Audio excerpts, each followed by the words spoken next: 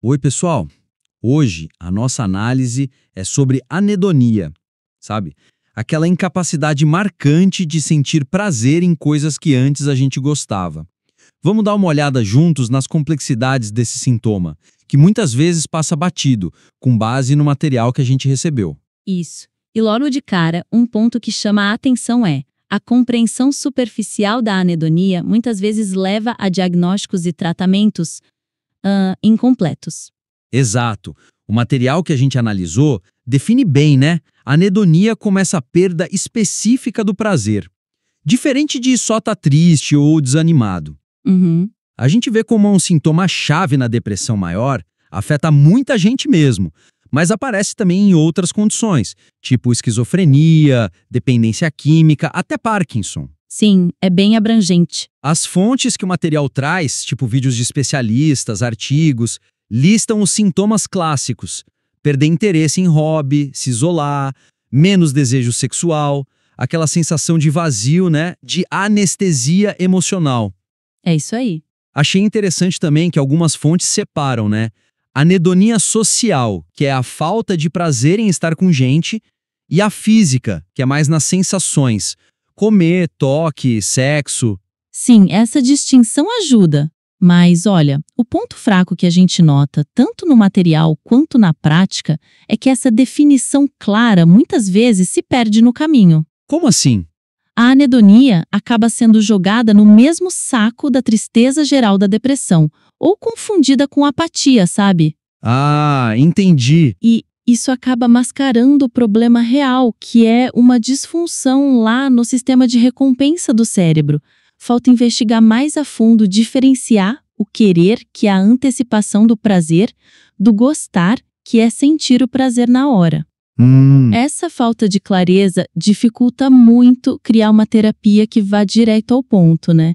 E o impacto na vida da pessoa, como algumas fontes até mostram, acaba sendo muito subestimado, porque o problema central mesmo não foi bem entendido nem nomeado direito. Faz todo sentido. Se a gente não mede ou não foca no problema específico, como é que vai tratar direito, né?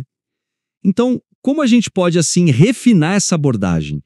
O que você sugere? Olha, a sugestão é justamente avaliar especificamente a capacidade de sentir e antecipar prazer, separado da tristeza e da apatia geral. Certo. A gente precisa de ferramentas que meçam o que a gente chama de tônus hedônico, que é basicamente a capacidade geral da pessoa de sentir prazer. Tipo uma régua por prazer? Exato, tipo isso. Uma ferramenta que o material até menciona é a escala SHAPS, né? Snaith-Hamilton Pleasure Scale. Ela é um bom exemplo. E como ela funciona? Ela não pergunta só "você tá triste?". Ela investiga a capacidade de sentir prazer em coisas concretas do dia a dia. Comer algo gostoso, conversar com um amigo, curtir um hobby. Ah, bem mais prático. Sim, usar escalas assim permite quantificar o problema, sabe? Acompanhar a evolução e ver se o tratamento está mesmo acertando o alvo da anedonia e não só a tristeza geral. Entendi. Seria sair daquela coisa geral, né, e ir para o específico, usando perguntas mais direcionadas. Exatamente. Em vez de focar só em você se sente desanimado, investigar com perguntas tipo: pensa numa coisa que você adorava fazer, tipo atividade X. Você ainda consegue sentir prazer quando faz isso? Ou então, o que parece mais difícil para você? Achar motivação para começar a atividade Y?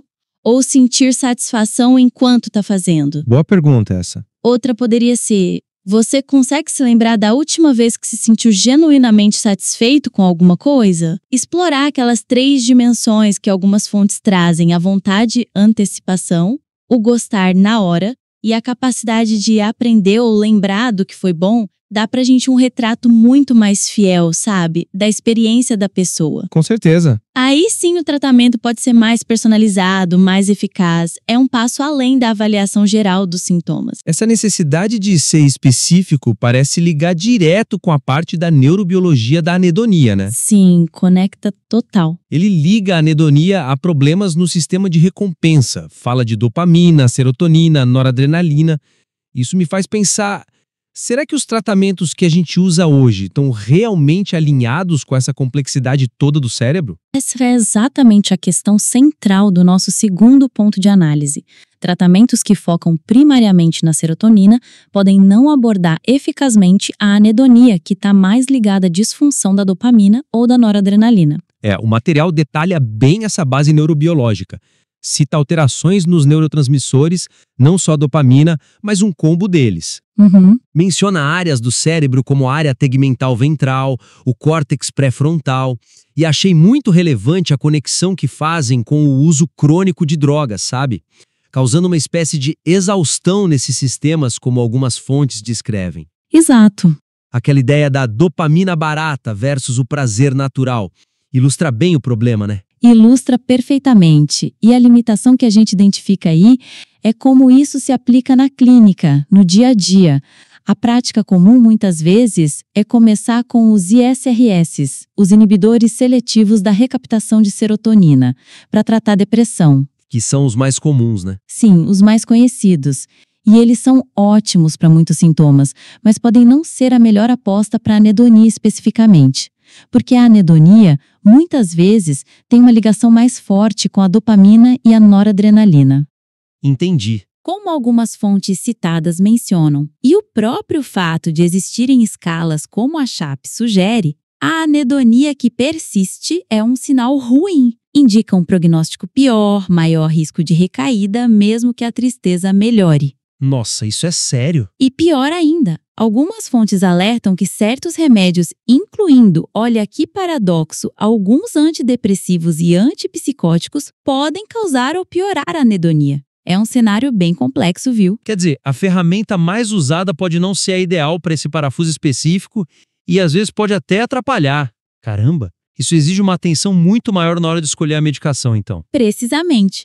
A sugestão que vem dessa análise neurobiológica é a necessidade de considerar desde o começo ou como um ajuste no tratamento abordagens com remédios que mexam também com os sistemas de dopamina e noradrenalina, especialmente quando a anedonia é o sintoma que mais chama atenção e não melhora. Certo.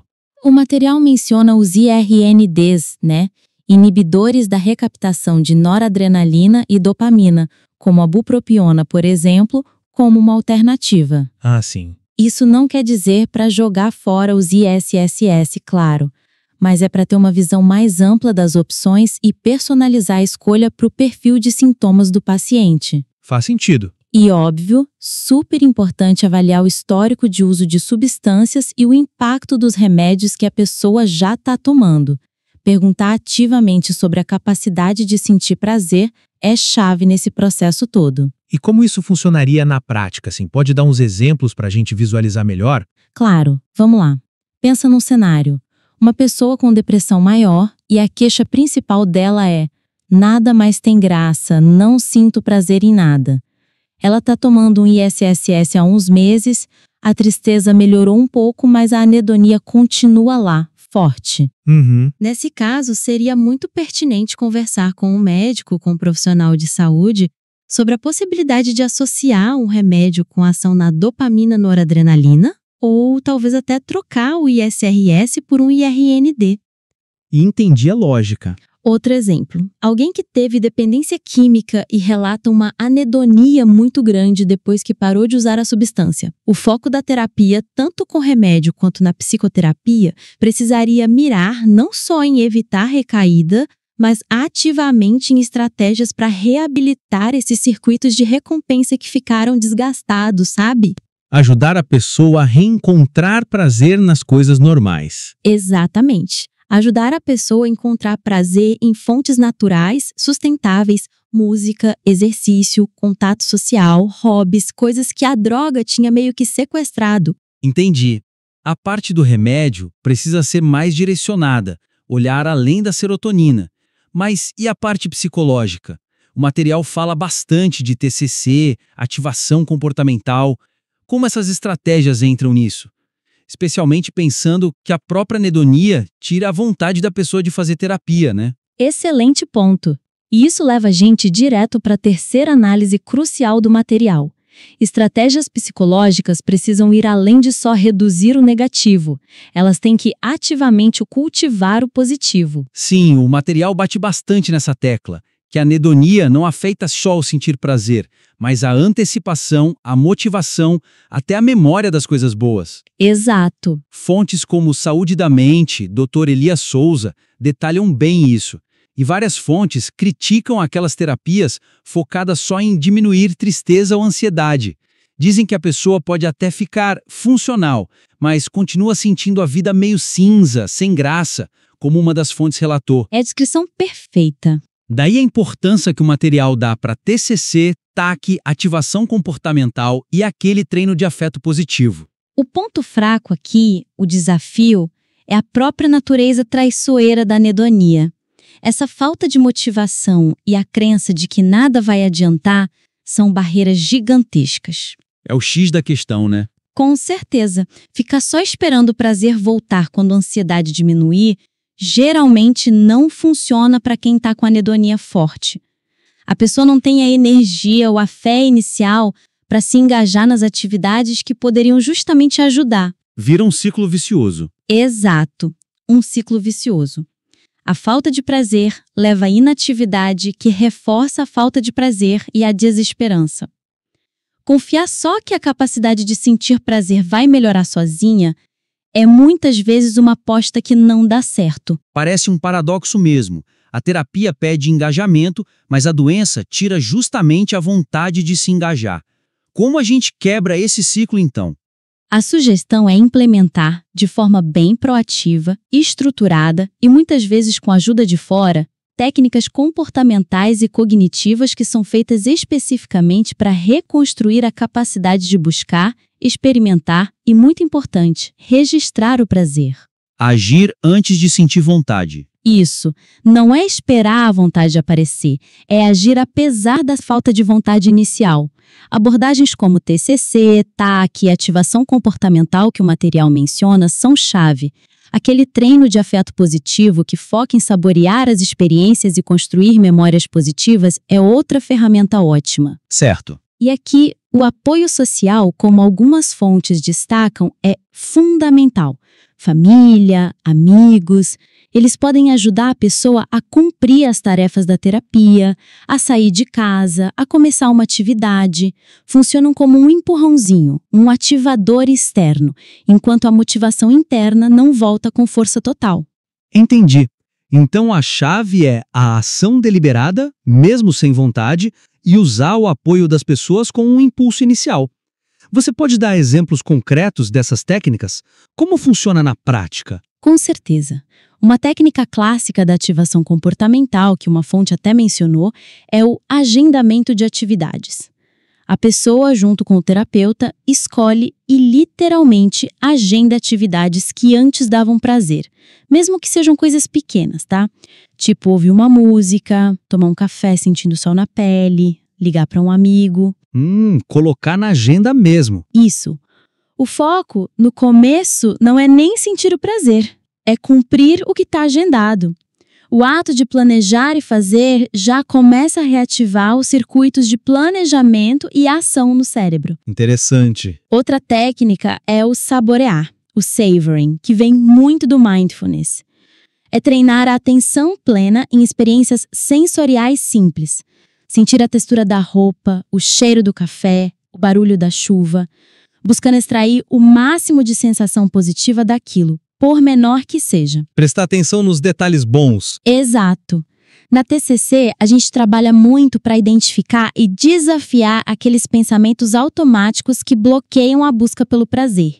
Tipo, não adianta tentar, vai ser ruim de qualquer jeito, ou eu nem mereço me sentir bem. Que são muito comuns, né? Muito. Trocar esses pensamentos por outros mais realistas e adaptativos, tipo, posso tentar. Talvez não seja incrível, mas pode ser um passo. Ou, tentar é melhor do que não fazer nada.